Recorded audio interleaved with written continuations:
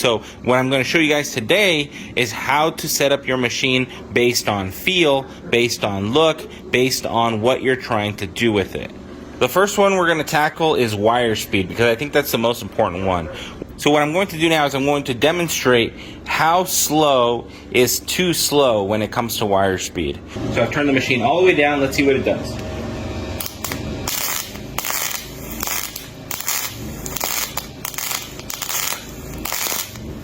If you guys were paying attention, the weld pool was welding, and then it was not welding, then it was welding, and then it was not welding.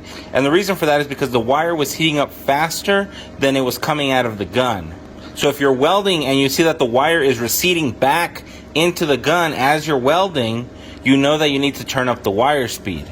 You shouldn't hear waves or pauses as you're welding. It should be a consistent buzz or zap or something, some sort of consistent sound that lets you know that the gun is arcing properly and you're welding across like you're supposed to.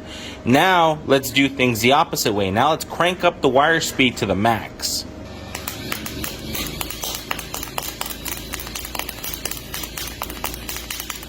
So we had a very similar situation. In both cases, the gun was stopping, starting.